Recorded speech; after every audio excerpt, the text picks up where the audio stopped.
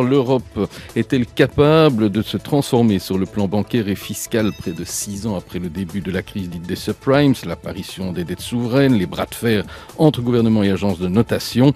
Peut-on arriver à modifier ce que l'on appelle l'union bancaire? Mais peut-on aussi forcer la coopération entre banques et États pour enrayer la fraude fiscale? Et puis de quelle coopération fiscale, voire harmonisation, peut-on se targuer en Europe? Quel est le bilan de la législature sortante et le programme pour la suivante? Réponse avec ces candidats de plusieurs formations politiques. Alors, est-ce que du côté du PTB-Go, vous diriez largement insuffisant à gauche, Aurélie Decoune? Oui, bien sûr, largement insuffisant. Moi, je constate aujourd'hui que les principaux responsables de la crise sont toujours aujourd'hui les principaux acteurs du monde bancaire. En Belgique, on risque quand même une amende plus salée si on jette un noyau de cerises par terre, une œuvre, que si on a causé la quasi-banqueroute du pays. Donc, le gouvernement sortant a multiplié les réformes et les mesures d'austérité. On n'arrête pas de nous dire qu'on doit être plus responsable, qu'on devrait tous se serrer la ceinture. Mais depuis 6 ans, on force est de constater qu'il n'y a aucune réforme sérieuse ni de sanctions concernant le monde bancaire. Je pense que la réforme du gouvernement Di Rupo concernant les banques est un coup d'épée dans l'eau parce qu'on n'a pas osé s'attaquer à la logique de profit et la spéculation, elle continue et donc de nouvelles crises ne sont évidemment pas à exclure. C'était au gouvernement fédéral à agir ou à l'Europe? Je pense qu'en premier lieu, on doit se demander ce qu'on peut faire ici en Belgique. Et évidemment, on appelle à une vision de l'Europe qui harmonise les normes vers le haut. Aujourd'hui, je pense que l'Union européenne, elle sert avant tout à mettre en concurrence les systèmes sociaux et les normes démocratiques pour entraîner une spirale vers le bas.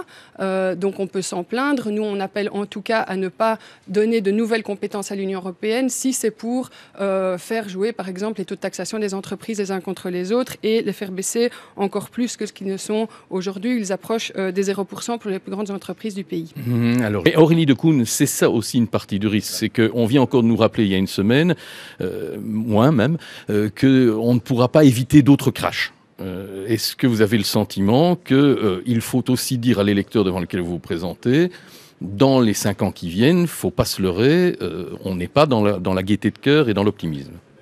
Mais je pense que c'est vrai qu'on risque d'aller vers d'autres crashs, mais je trouve relativement inadmissible que des politiques qui ont les manettes du pouvoir admettent ce scénario-là, faisant comme si c'était une loi de la nature et ne mettant en aucun cas ce possible nouveau crash avec les décisions qu'ils ont prises ou les décisions qu'ils ne sont pas prises. Donc je répète, on annonce ici qu'il y a des grandes décisions, des grandes réformes. Attendez, on parle ici du fait que l'épargnant est complètement protégé.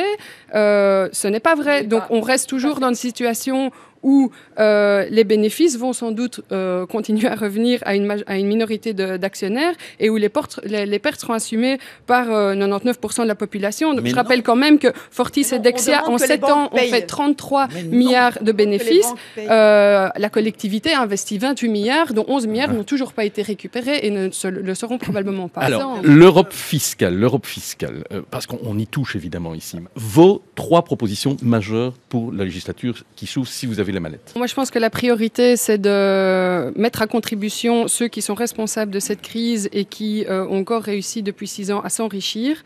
Et donc, nous, avec le PTB, on propose d'introduire une taxe des millionnaires en Belgique. Je pense que ce serait le meilleur acte de solidarité qu'on puisse faire vis-à-vis notamment des Français qui ont déjà un impôt sur la fortune et à qui on n'arrête pas de dire que, mais vous voyez, vous avez un impôt sur la fortune, il y a une fuite des capitaux. D'abord, cette fuite de capitaux, elle est très, très faible. Et puis, si on a un impôt sur la fortune en Belgique, au moins, les riches français ne pourront plus fuir ici et ce sera un premier pas en avant vers la solidarité. Je pense que si on harmonise maintenant la taxation sur les entreprises au niveau européen, on ne va pas aller vers le haut, on va nécessairement aller vers le bas. Donc je pense qu'on doit pas à pas aller vers le fait de faire payer dans chaque pays les responsables de la crise.